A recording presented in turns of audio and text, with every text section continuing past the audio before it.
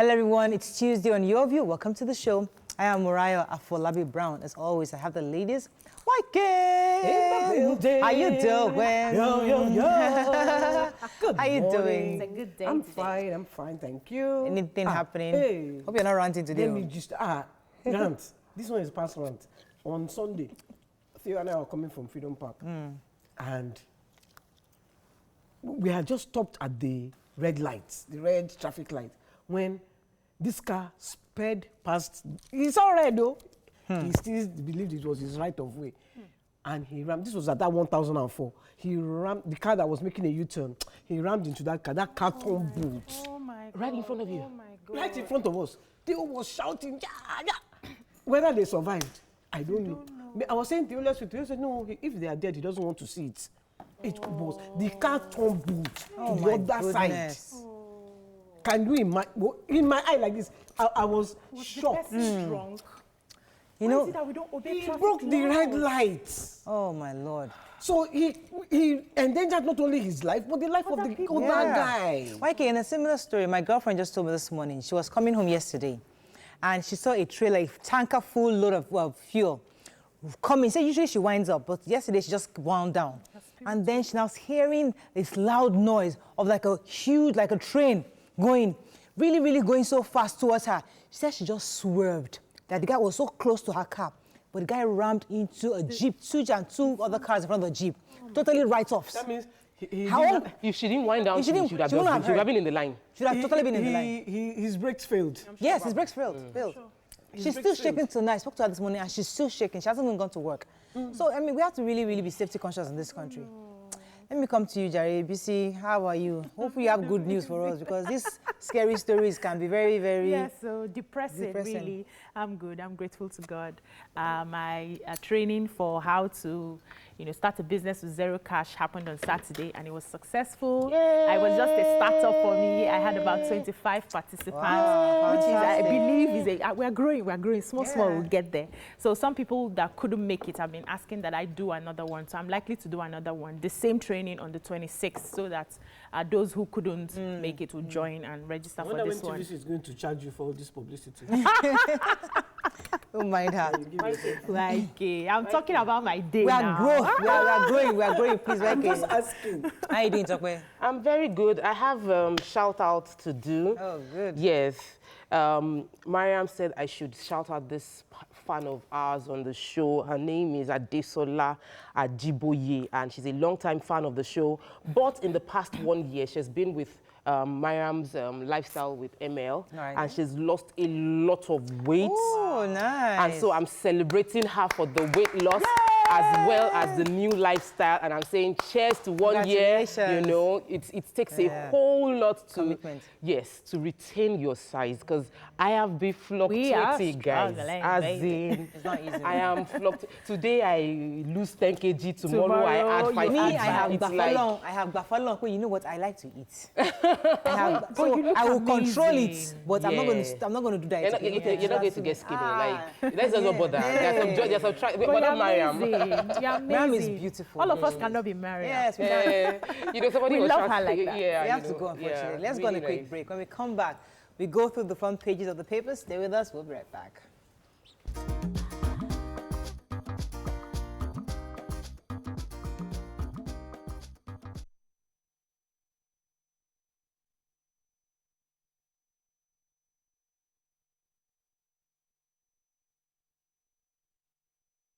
Is that not serious? Okay, let's start very quickly with the papers. We're going to start today with Punch. TUC NECA, ASU talk tough as FG meets Labour today. This is a picture, a really horrendous picture of a train crushes Lagos trader attempting to save son in SUV. 4 held for beating policeman to death in Ogun. Johesu paralyzes hospital as health workers protest unpaid salaries. Abiola's Cameroonian wife briefed me to challenge son's detention, says Ozekome. U.S. extends visa ban to Edo and Ondo poll offenders. Dangote refinery may not reduce fuel price, says FG. And how Adeseun saved me when I was first ambushed, says Buratai. Okay, let's start with the human interest story, and then we'll talk about the train. Because that one dear to my heart because of what I witnessed on Sunday. He had parked his car, Christopher Bidi had parked his car on the rail tracks, and he was waiting at the gates for them to open the gates when he heard the horn of the train coming, and he rushed to remove his son who was sleeping in the car. The name of the son is Arinze, and as he was driving, the train just hit him. The train had been carrying one downfall from wherever that was also parked on the tracks.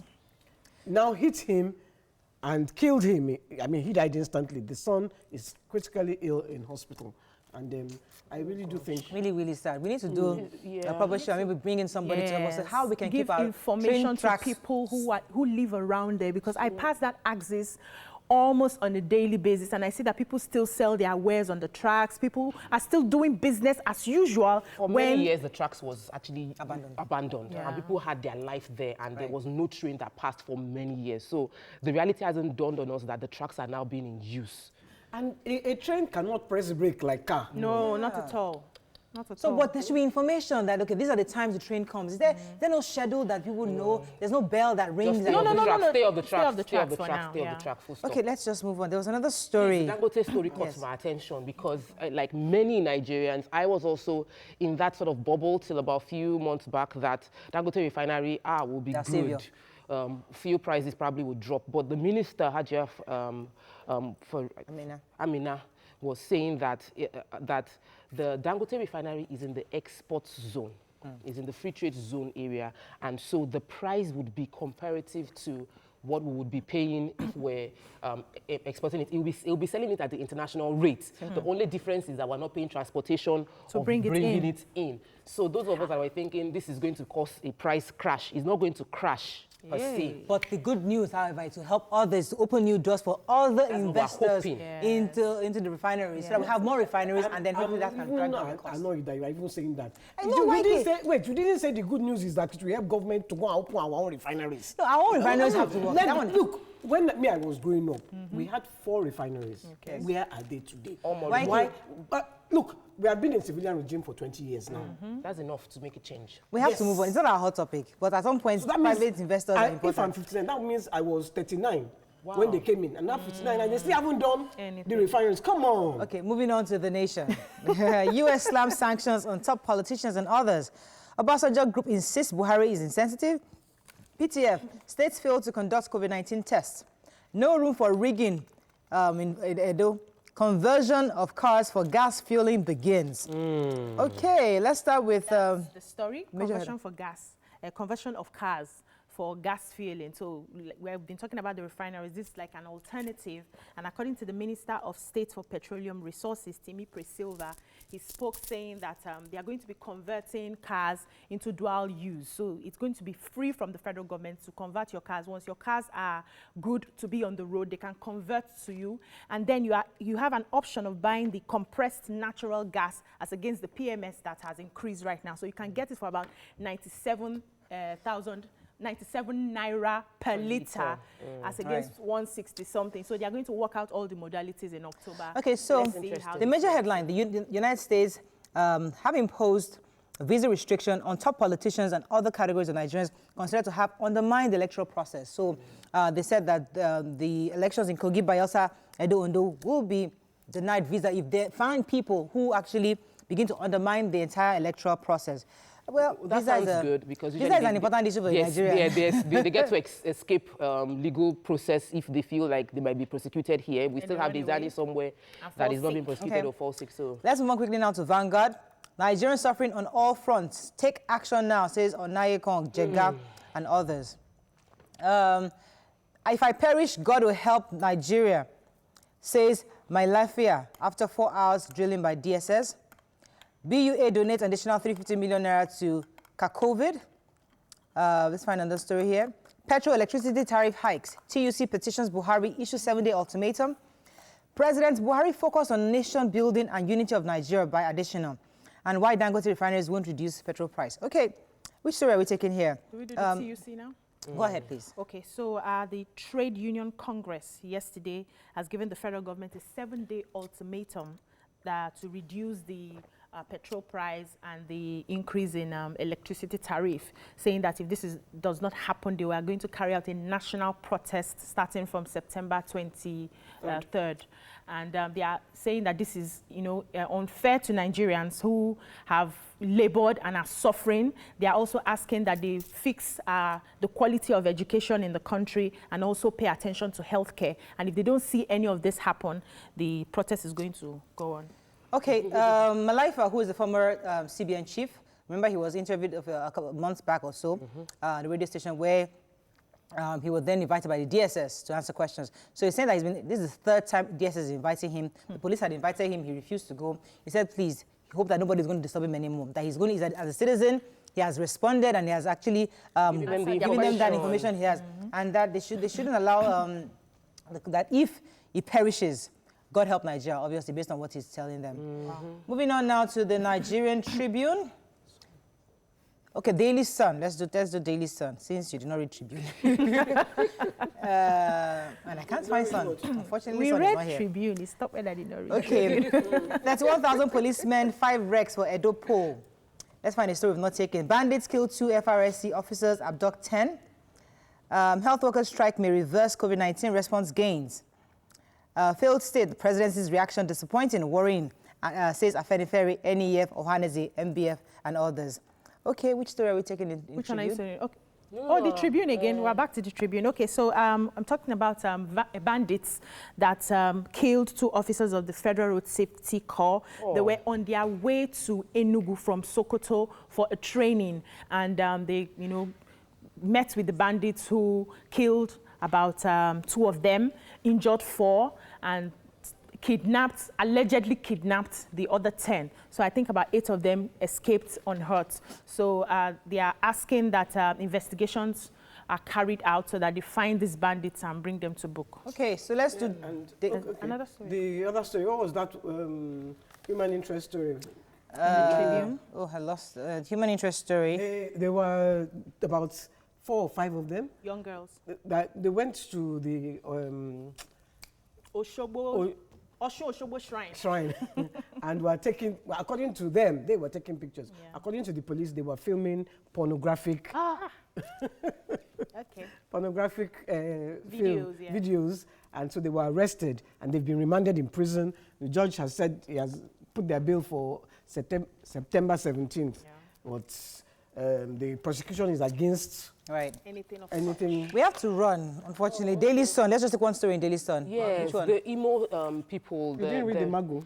I read the Magu story, and there are 2 very important stories. I'll take it fast. So the lawyers for Magu were 2 of them were walked out. For the past 2 months of the hearing, Magu's official lawyer said that he's been denied fair hearing and that this is a fight against corruption. This man is standing for anti-corruption and his prosecution is being withheld. So when they went to the hearing yesterday, he wanted to introduce 2 new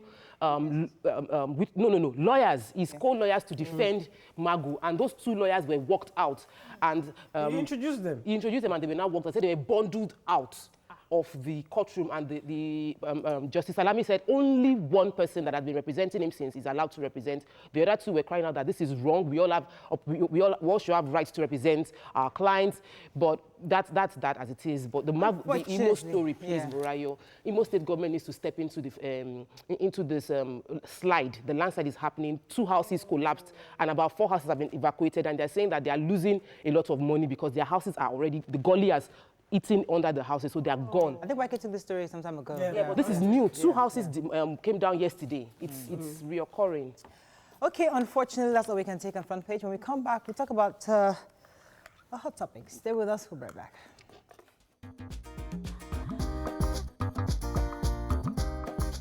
Stay tuned.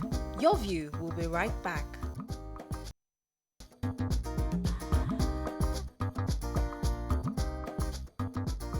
Welcome back to Your View. Thanks for staying with us. So, we saw a story that caught our attention.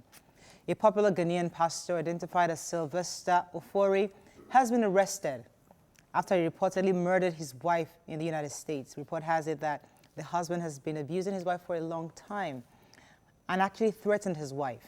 Eventually, he made good with his strength. Now, what are your general thoughts on this, especially the issue of domestic violence? Because we've talked about it so many times. And then the issue of threats. When a threat is made, usually a spouse says, it's my wife, it's my husband, nothing can happen. We've seen where women actually take knife and stab and are threatened they'll do that, but you think that they don't do it, they don't come through with their threats. So how do we draw the line? How do we know for a fact that this person is going to carry out this threat or not? I watched the video. They went to the house. She left him. I think he had been beating her, so she left him. She went to the house to go and pack some things. He was in. And in front of her brother and his wife, he started to beat her. So the brother jumped on him and, you are beating her in front of us. So the sister-in-law was saying, he's beating you in front of us. You are lucky you even came with us, you know. And the guy, they walked him out of the house. And the wife was still making excuses for him. The wife was still making excuses for him. And then he came back and he said, if I don't kill my wife, then you know I'm fake. And a few days later, he made good his threat. Now, my worry now... Several times. Thank you, Waiki, for helping us. For those of you that didn't have an idea of the story we're talking about, thank you for bringing that story out for us, Waiki. Now, the question, therefore, is, we hear of this threat all the time. People say it and say it in passing. Oh, I'll slap you, I'll beat you, I'll kill you. And you still think that they are just angry. It's just an outburst. How do we, I mean, I know we might even end up bringing a psychologist or a mental health expert at some point to discuss this, but we just want to hear your views on this. You can call us on 070-806-6804. You can also tweet us at TVC Connect. Please hashtag YourViewTV so we can read your tweets. Where do you draw the line? For me, I've learned over time to believe people when they say things when they are upset or when they are drunk.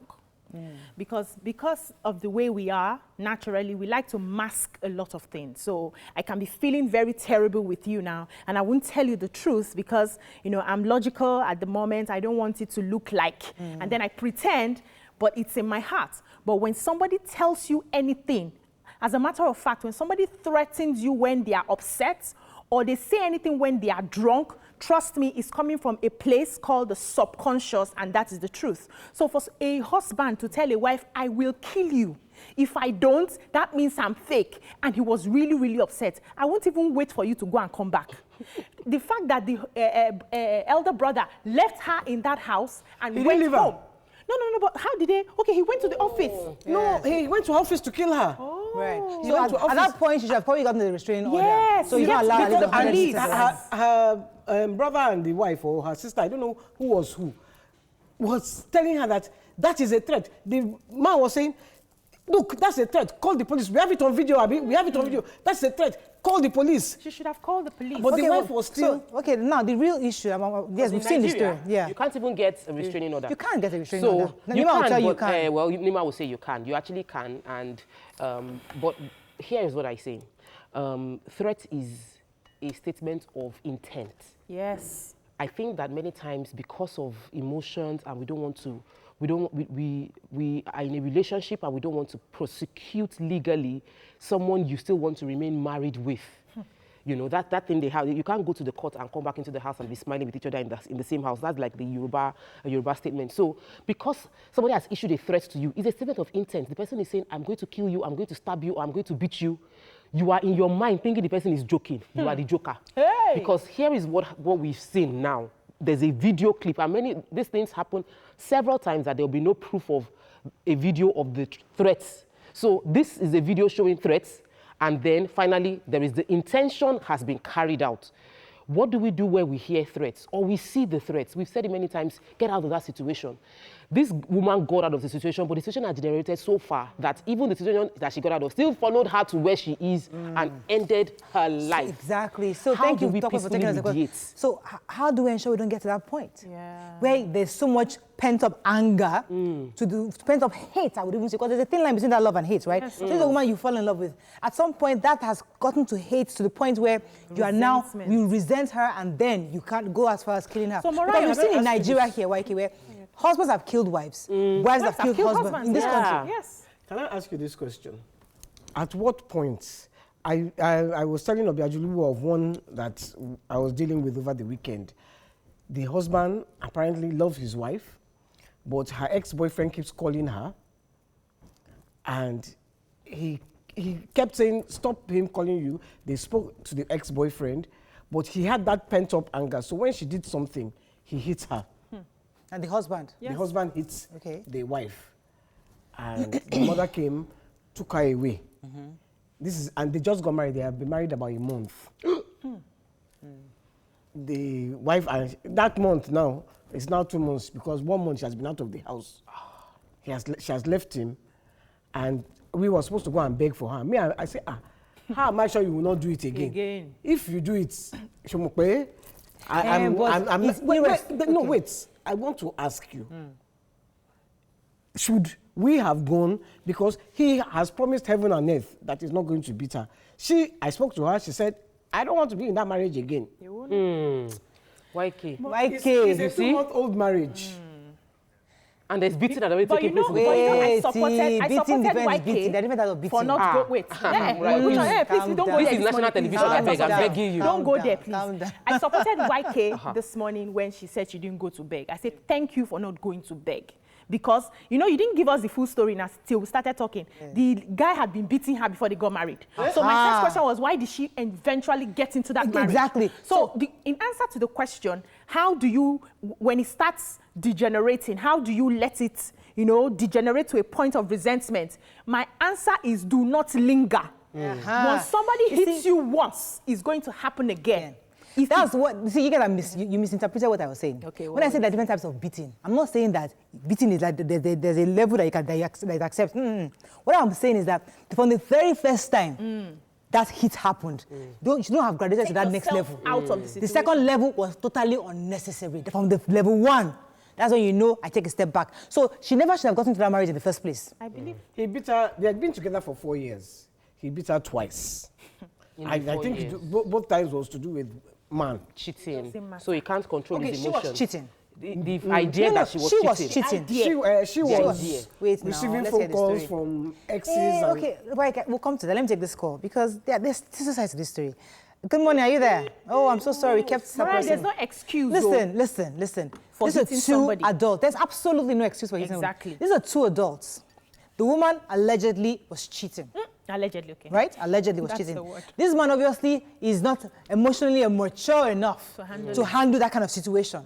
So as a woman, you understand that, okay, you have a man that's constantly suspicious of the fact that you talk to other men or you're hanging out with other people. And you don't. Yeah. So in that kind of situation, you don't go ahead, because obviously you can't handle that you have male friends. Yeah. That in itself is it. Yes. So before you get into that thing called marriage, use your brain.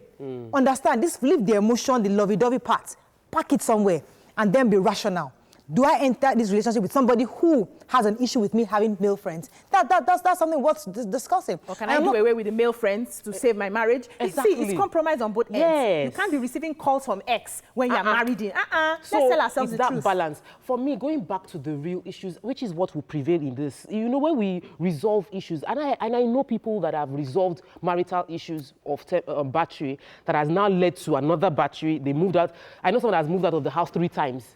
Due to being beaten, and she's back in that house again. So for me, there's a woman in Ikorodu, and I always felt her stories about 3 years ago now. This woman just had a baby and she killed her husband. She's a teacher. And she said, I didn't mean to. He's always beating me. I was just threatening him. She was saying it in Yoruba. She even carried the body. She was going to take him to the hospital. And they caught her and they said she killed this person. And she was taken to court. She was charged for murder. She didn't plan to kill. She was just trying to defend herself. So for me, at the end of the day, we need to be aware that whenever we let things linger, the unforeseen might happen. Let me take that call from Ibuku. Ibuku, are you there? Yes, I'm here. Thanks for calling. Go ahead, please. Morning. Morning. So my view, let me go straight to my view on this issue. So I saw the video myself, and I think about this. There are so many cases like this over here in Nigeria where we have women under threat from husband, or even husband under threat from the wife. Every day they have issues, and then I actually realized there's little, how will I put it, awareness regarding. I feel like mental education. There's this mental health should be taught right from childhood. I think this thing should be in education syllabus as well. I think people should be taught how to understand people, how to read people's body language, how to understand the psychology of human beings. I think this is something that should not, the world needs to start waking up to what we call understanding people. People making trade. I say something. Right. Now, going to the story of the pastor, the Ghanaian pastor, and then also the story YK has just said, a young lady just got married a month, and you're still talking to your ex. That in itself sounds like somebody who is not mature enough for this institution called marriage. Yeah. You're not ready. Because if you are ready, and so it's like two weak minds coming together, because the man cannot understand it, cannot comprehend it, cannot even analyze and try to understand where his wife is coming from. The wife too cannot see anything wrong in what I am doing. So these are two immature minds coming together, and that in itself is a disaster already, waiting to happen. Going back to this issue of this man that killed him, thank God it was in the US because they've apprehended the man. Is in custody right now. But the issue is, as a woman who is in love, you fall in love with a man and he's everything. Is it possible for the scales to come down when you have somebody beating you on a daily basis to say, you know what I'm doing? Because women find it difficult to remove themselves from that situation because they trust that this man was a mistake he made. He won't do it again. He really loves me. It's not going to happen. I've sold my entire life to him. So how do we draw that line? We've not answered that question. You see, in my own case, I like myself so much that the first slap is just a slap. I'm packing load. I'm like you. I don't like anybody touching me. I don't touch people, so don't touch me. On the flip side, there are some people that have slapped mistakenly. Which one is Listen, there are some people that mistakenly slapped, asked for forgiveness, and today they are still married 40 years down the line. So where does a woman, we can't sit down and say, oh, once you get the first slap, walk away. I didn't say that. I only said my own. Your own situation. She did not but advise there are you to people, do it. the first slap, they understood where the man was coming from, why it happened. They knew they did it, they caused it. They knew they caused it, and they now brought up, just sit down there. But somebody will say, once you get first slap, start packing. Where do we draw the line? Who do we listen to? For me, I think that at the end of the day, someone that has violent streak, you would already know that this person controls himself. So if he's already slapping people, he's slapping the gate man, he's screaming at this person, maybe you now get a slap. You should know that that slap is introduction. That you are going to get it's preamble, you are going to get the real deal. So I think that we tend to believe, and I've seen this happen even around me, that we think that, my friend keeps malice with every other person, but he cannot keep malice with me because no, but he loves me, he's my husband, he can't. But you've seen him do it with every other person. So you think you are a different species. You've seen him shout and beat every other person. You think you would escape it. So you look at what he does around with other people that are lower than him. More importantly, than those higher than him. And if he does it to those lower than him, he will do it to you. Come back. When love is there, that is what you're saying. Shine your eye. That's what they keep pursuing you. 7 shots. I'm telling you. Right back. That's what they keep pursuing. Stay tuned. Your View will be right back.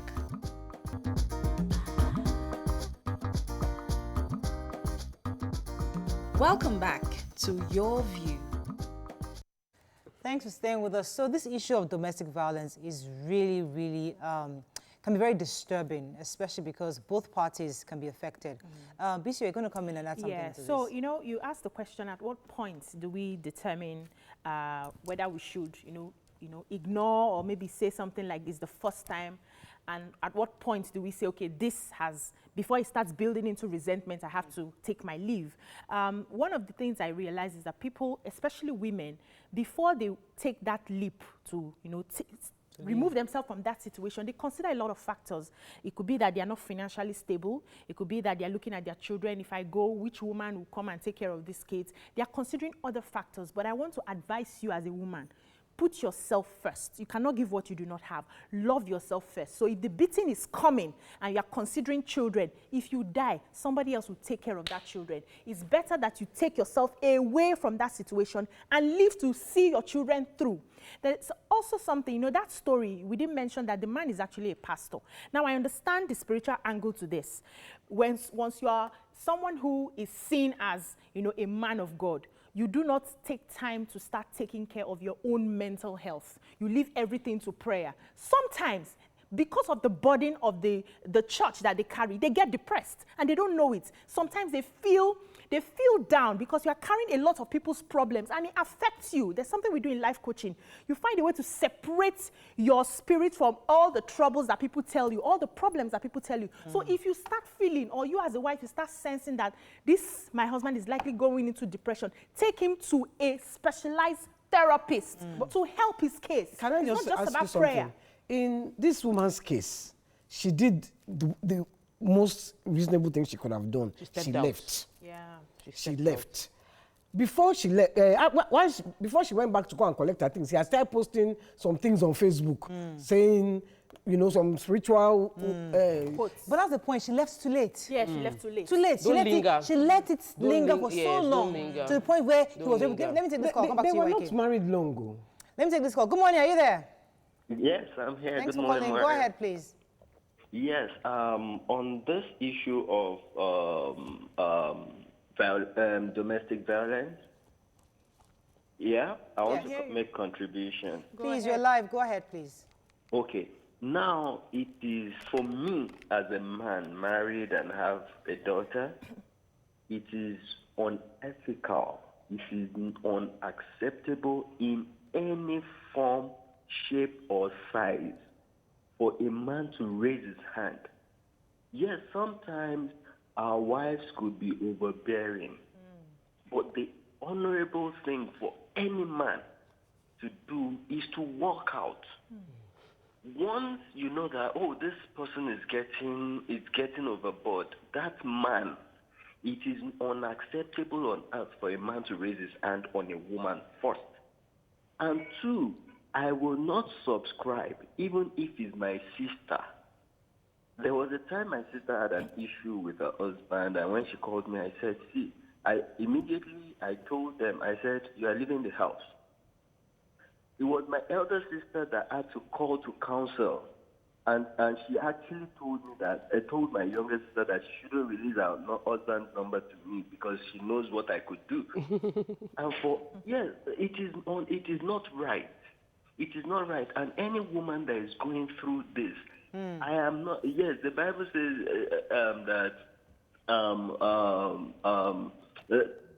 About divorce. Okay, thank you very much for that comment. I was saying during the break that I know somebody who, his wife was about to stab him. They were fighting. And around that 2:30, he just called. Said, listen, this woman has a knife. She wants to kill me. And of course, they tried to go and help and sort out the situation. Till now, the man has left the house.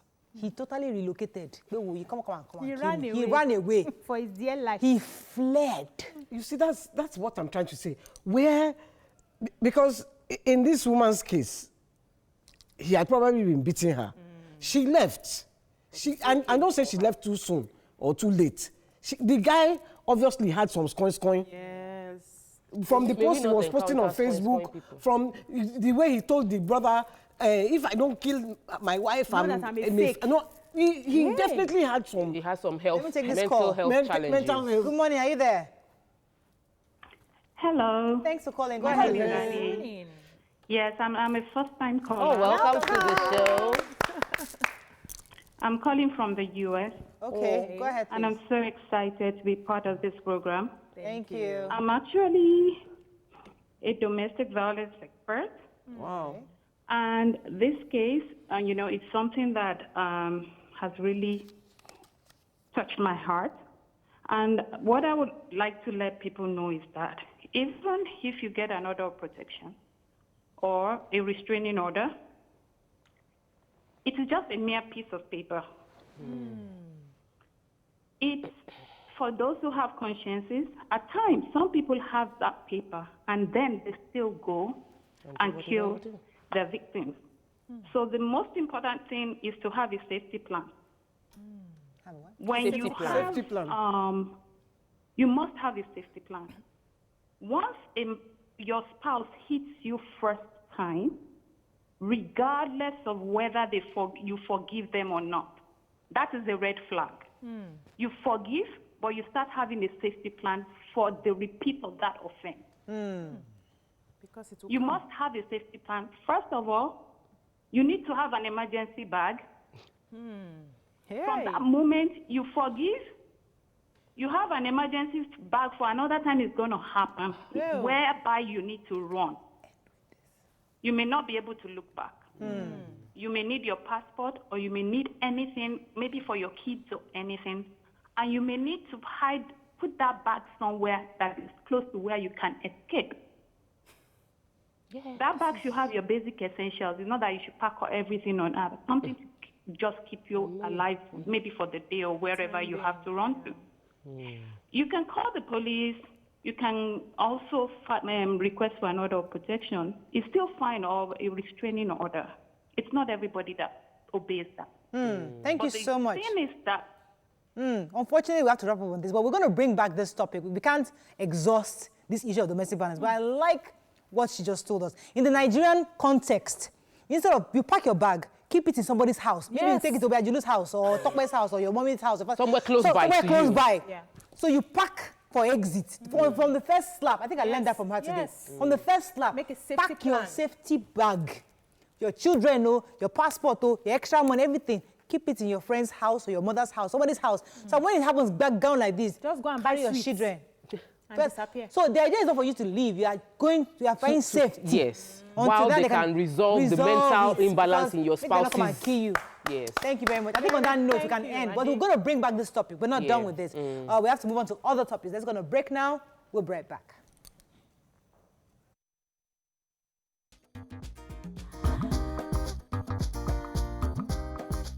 Stay tuned. Your View will be right back. Welcome back to Your View. Thanks for staying with us. So we're going to stay on this topic because we've got loads of tweets that was important for us to take. So YK, we have a few tweets. I'll talk about who has Yeah, tweets. there Go are ahead, loads YK. of tweets. Let me, Honorable G. Okarazu says, it's high time people knew that marriage isn't for toddlers, but for two matured, compatible minds. The problem here is our young people marry these days based on sentiments, not knowing that it's an institution that you never graduate from. They have to know it's spiritual. Biliki Smafe says, the reason I agree with you, Obiajuli, is because at some point there has been incidents to show what the man is capable of. This wasn't a bad behavior he picked up overnight. Why wait until things get volatile? Ogumola says, I've seen wives provoked and domestically abuse their husbands to violence in order to entrap him.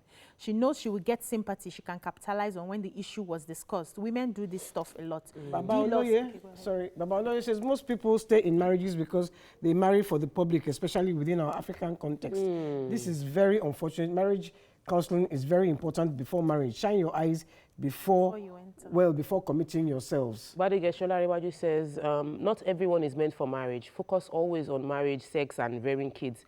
Before I do, go for counseling, mental check, and more. If it's not working, take a big walk. Life goes on. Yeah, I think that's something that we need to start preaching now. So This I it's want not to, all about marriage. I really need to, because at what point do you decide? Because, okay, a man can make a mistake, and I'm not making any excuses for him, and hit his spouse, and then be contrite, and may never hit her again.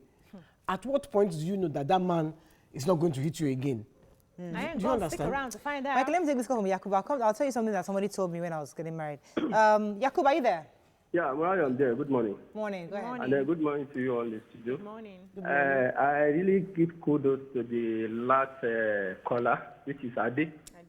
You see, Borayo, you said something earlier that it may be a mistake. I got to disagree with you. You know why? Why? Because a lot of people go for counseling before they even go to marriage. And then some of them that go for the counseling, they end up in beating their wives. Be you go for counseling or not go for counseling, you have to decide what will you do if your wife provokes you in the marriage. Somebody, let me use myself as an example here. Before I got married, I've made up my mind that whatever this woman does, I will never raise my hand on her. Because the issue is this.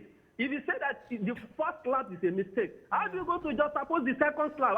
How do you go to know the second slap is going to come in? Because this is a person who raised his hand and slaps you. Okay, in the process of slap you, he says that it's a mistake. It's a mistake, but the hand go up and then it came down with your face. See, Morayo, The last caller said something that I really, really love this morning. If a man should beat a woman for the first slap, look for the exit door. Beginning to watch, because the second slap may necessarily, it may come. Because the kind of person that you are staying with, you don't know. If a man can, because it's just an animal. All right, thank you very much, Jakub. You see, a friend of mine was telling me what her aunt had advised her at the time, saying that when she was getting to marry, her aunt told her that it's good that you're in love. The butterflies are all over. But you must always be able to be reasonable and rational at every point in time. You're entering this thing called marriage. But see yourself as a possible single mother. Look at all the scenarios. Understand each scenario. I'm a single mother, either widowed or either divorced or either something happened. Paint yourself in those pictures. Accept those roles. Understand what they are. So just in case anything happens and you fall into any of those roles, you can easily get into. I didn't take the advice. I'm just saying that she was telling me what they told her. And I think it helped her in understanding when she started having issues in her marriage. It was easy for her to say, you know what, I'm done. She didn't even think of it twice. Nobody had to cajole her or counsel her. She knew her mind was already prepared for the options available just in case. It's good to fall in love. But at the same time, you gotta use your head. I think everybody should play that scenario. Anything can happen. Nobody gets into marriage hoping it will crash. But by the time you have sorted out those scenarios, what if, and just keep it at the back of your mind, it's easy for you to slide in without looking back, so to speak. Okay, go ahead. I want to ask you, two of us, all of you, the three of you, you are in long-term marriages, and I am believing your husbands have never hit you before. Yes. What would happen if today any of your husbands just say, Obiajulo, in fact, worse. Now, you have been married for a long time. 12 years and counting. What would happen? Okay, so for me, when I started that relationship, I let him know that this is what happened to my own mother. And in her generation, 18th or 19th century, she left the marriage. I'm a 21st century woman. If we cannot discuss our issues, if you cannot have a conversation with me, and it degenerates to a point where you now hit me, I am going to take a walk. And it's just going to take one slap. He knew it from the university days. So you would leave? Yes, I would. Oh, yeah. I won't leave. Okay. I know my husband so well that for my husband to slap, I must have, what I would have done. Anybody that hears it will know that, Tokwe, you deserve to be slapped. Why? You know, I said that you study the person you're in a relationship with. Has he done it to other people around? Does he prey on the weak? Does he hit people that are lower than him? If he does that, the day he slaps you once, you know that you will get it again. I have a husband that does not want to even kill a fly. So if for any reason, in the most ridiculous way, a slap comes, believe me, Tokwe I would have been the one to chook to the point that would happen.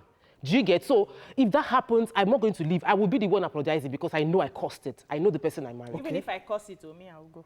Mariah. I'll take this call. Mariah's not the I'll answer you. Don't worry. I'll answer you. Let me take this call. I've been holding for a while. Good morning. Are you there? Hello. Good morning. Hello. Good morning. Yes. Go ahead, please. You're live. This is Tuberson calling from United Kingdom. Go ahead, Tuberson.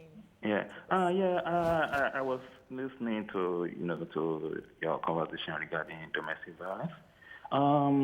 In my own view, I just think that I'm trying to let us remember that I'm trying not to encourage every woman that everybody will have issues in their marriage.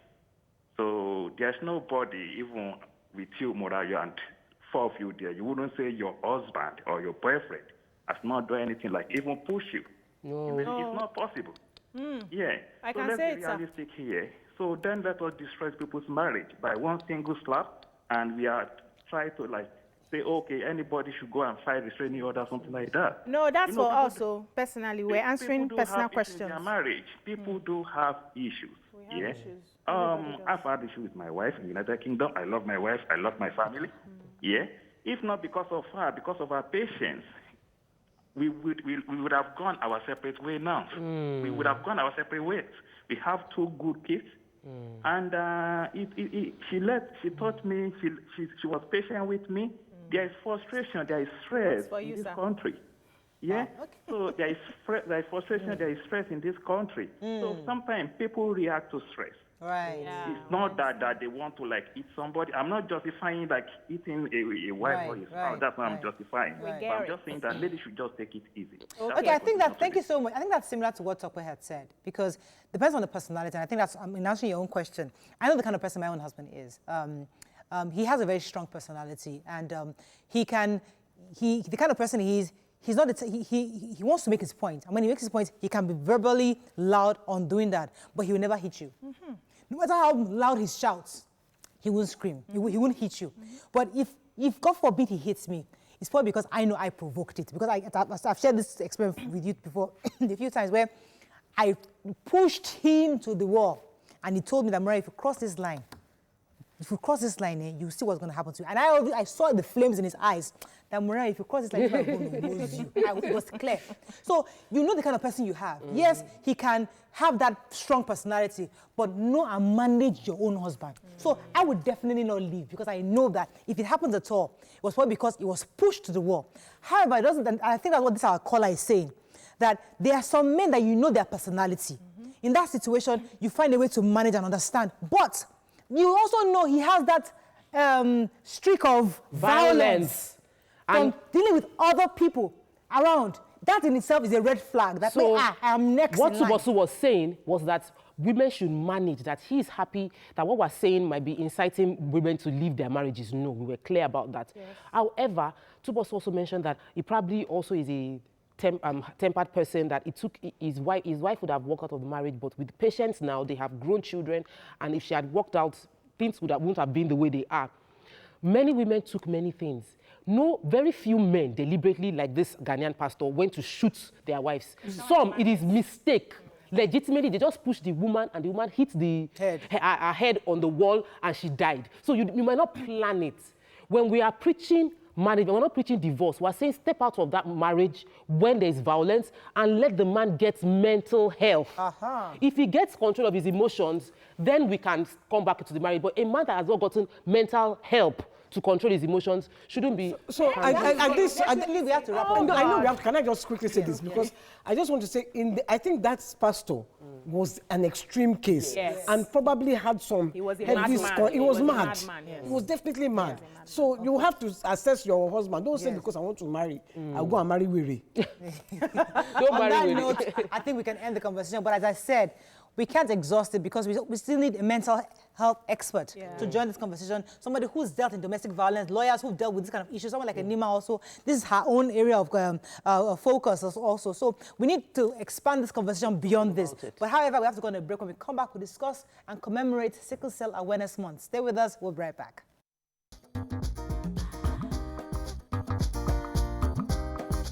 Stay tuned. Your View will be right back.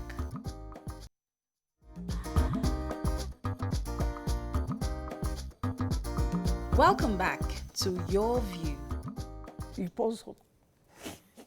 Thanks for staying with us. So we actually commemorate sickle cell every year. So sickle cell disease is one of the most prevalent public health issues in Nigeria, which is known to have the greatest number of sickle cell disease patients per country in the world. Wow. However, this month happens to be Sickle Cell Awareness Month, and we'll be discussing the plight of sickle cell in Nigeria, management of sickle cell, and much needed sensitization exercise. Joining us on the show is the founder and CEO of CrimsonBow Sickle Cell Initiative, Timi Edwin. Good morning, Timi. How are you there? I'm very well, thank you. How are you doing? Good, good. So we always know that people who get into the Sickle Cell Initiative always have a story behind why they started this. So could you give us in a nutshell how you came, what made you start this initiative? Well, I live with sickle cell. I've lived with sickle cell all my life. Apart from that, my late mom also lived with sickle cell.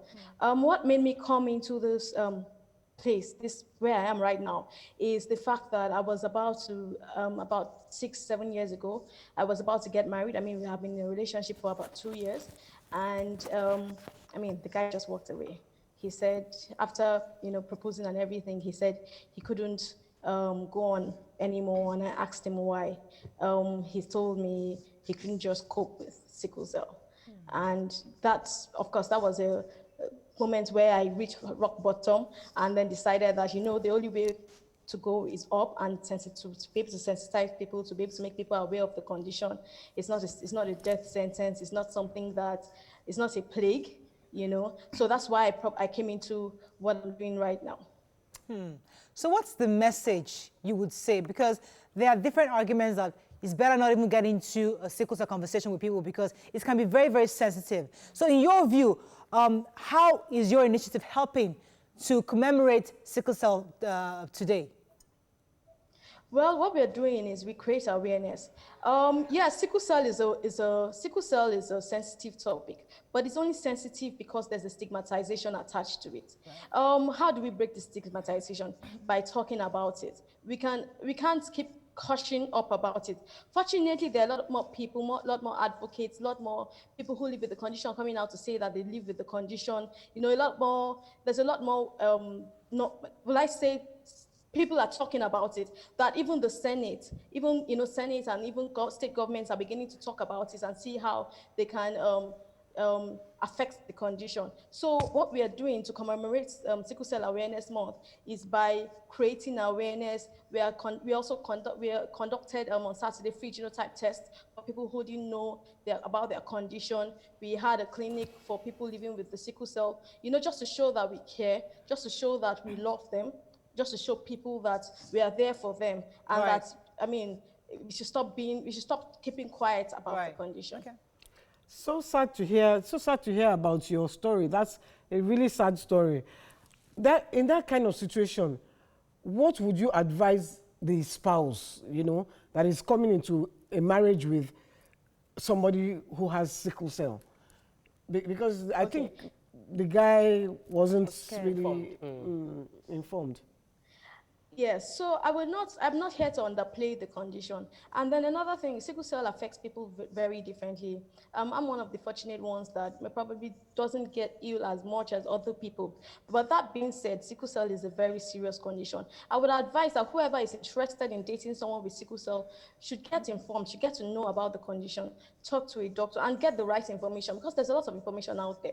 People have this notion that people living with sickle cell would die at any time, they can't give birth, you know, there's a lot of things around it. They can't do anything. They can't do house chores, you know. So I'll advise whoever that wants to see someone who lives with condition to get informed, and then also have a proper conversation with this person. Discuss your fears, because if you discuss your fears, this other person will be able to either make light of talk about it, and there'll be communication. Communication bridges gaps, several gaps. But what a lot of people do is they keep it to themselves. Maybe they're talking to their family members, or maybe they have some sort of experience in the past, and then they judge whoever they're about to go into a relationship with based on that. Right. This is absolutely wrong, and this shouldn't be done. Right. I mean, just talk about it, but also seek medical care. Medical advice, rather. Okay. All right, so I was at the hospital recently, that was last week, to see a friend's daughter. And I got there, I saw 2 other kids, it was the children's ward, and I saw 2 other kids undergoing their crisis, what you people call crisis, and it was heartbreaking. It was really heartbreaking. I wouldn't wish it on my enemy from what I saw. So in this initiative, is there any form of awareness that is created? Prevention. Yes, for prevention, most especially, aside from, you know, people learning how to manage and deal with people who have it. Are we focusing on the prevention? Oh, yes, we focus on prevention. Like I mentioned earlier, we create awareness. So what we do is we go from local government to local government, we go to communities, we go to religious houses, and just to talk about what people should do to avoid bringing children with the condition. And we also talk to people, peradventure people who are not genotype compatible but got married all the same. There are also procedures, there are also things that one can do, you know, to avoid bringing children living with sickle cell into the world. So we create awareness, we talk to people, we also equip people with genotype tests, because we also find out that not everybody has access to the hospital. That's why we take genotype tests to the communities. We let them know that in case you do not know your genotype, please come and get tested. You know, come and get, and it's for free. We will let you know what your genotype test is. We also advise people that even if you know your genotype, because there are also stories of people who thought they were AA, but end up being AS. And they thought so because they probably went to one hospital or the other, got their test done and got wrong results. So it's always good to also confirm the results. So we advise people to not just know it once, but know it at least twice before taking the step of bringing children into the world. Okay, so I wanted to ask you, as someone that, as a carrier, not just a carrier, it's an emotional burden. And I want to ask you to talk to other people who are probably about to go into a relationship or are entering that zone where they want to start dating and they know that they have their health challenges. What would you say, what would be the right mindset for them to have? Should they approach every person that comes to them or anybody and say, I have SS, I tend to have health crises, or should they just live normal lives like nothing is happening to them health-wise? How would you advise them to go about it? Okay, I will advise carriers like myself that sometimes we make sickle cell, we make our lives all about sickle cell. Life can be a lot much more.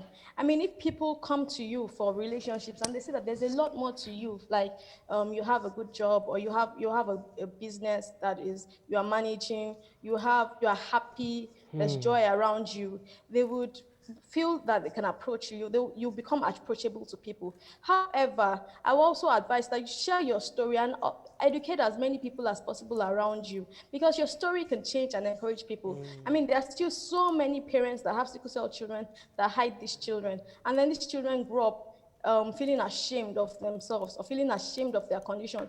If we keep talking about it, we will, end the stigmatization attached to it. However, if you feel like you've been stigmatized, I want to advise that seek help psychologically, because I had to seek help. I had to realize that there's a lot more to me than sickle cell. There's really a lot more to me. So I also decided to invest in every other area of my life and just live my life to the fullest. So I advise that please live your life to the fullest. Let people are attracted to positivity, people are attracted to light. Show light through your life. I wanted to ask this question. Is there a way to prevent the crisis from coming? Is there maybe foods that you can eat or something to prevent this crisis from coming?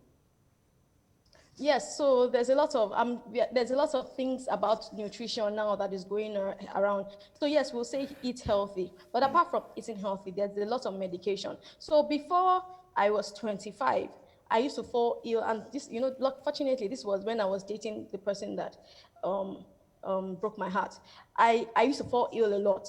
And at that time, he spoke to me. I was like, you know that as you fall ill, you're affecting it's not just you that is being affected, but your loved ones, because they have to take care of you. You need to know how to take care of yourself. So I decided to do a lot of research, and I found out that there are sickle cell specialized clinics in Nigeria, and I joined one. By joining one, I was able to know the right kind of medication to use, the right dosage of medication to use. I also sometimes feel like I'm a superwoman. So I also have to remind myself totally all the time that I need to rest. You need to take adequate rest. You need to avoid extreme weather conditions. When it's like right now, it's raining season, so it would be nice to go around with a jacket or a hot water bottle or some like some rub or menthol products that you could use to keep yourself warm. It will also be nice to also make sure that you are happy. Because sometimes a lot of people fall ill when they are not happy, when they are sad. So it will be good to ensure that your mental health is always on point, is always good. All right. Okay, so let me be just clear on what your message is. So your message is for those who already live with sickle cell, you want them to be happy and know that there are options out there of healthy food they can eat. They can join groups where they can get better information on how to take care of themselves. And those who are getting into relationships, they can also be more informed, because if you actually fall in love with somebody with sickle cell, there are procedures you can go through to ensure you don't have children carrying the sickle cell. Is that correct? Yes. Right. Yes. So that's an interesting angle. I didn't hear that part before. Okay. I wanted to quickly ask another question. There was this very touching movie that brought the another angle to how we see carriers of sickle cell. And I'm sure you're aware of the movie by Tunde Kilani. And Yes. how are you trying to use other things like that, using movies, using music, getting influencers, getting people to show the life, show the journey? Because what we see most of the time is the sickness. We don't see that there is a life. There are stories that can be told around it. So what is your what's your own NGO doing to generate that kind of awareness as opposed to just saying inform you, inform you, inform you? Okay, we actually produced a short film recently that is going to be launched very soon.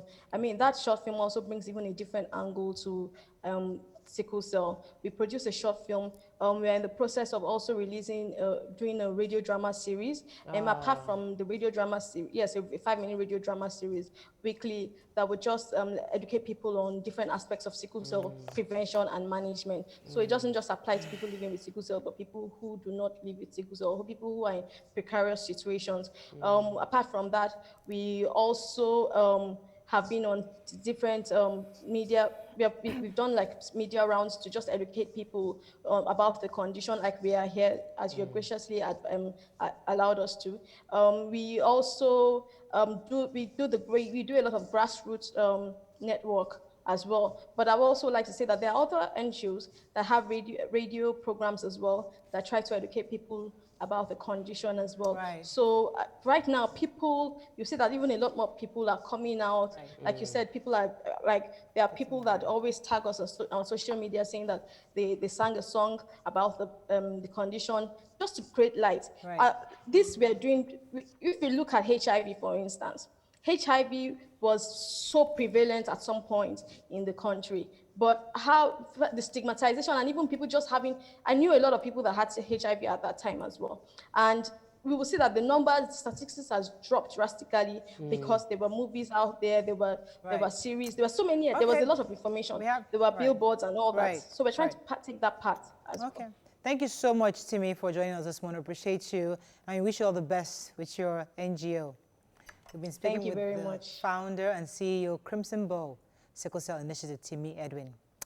Okay, ladies, I think that's all we can take on the show today. Yes. That was a good show. Please don't forget that advice the Chicago woman said. Yeah. If they slap you once, get an exit bag.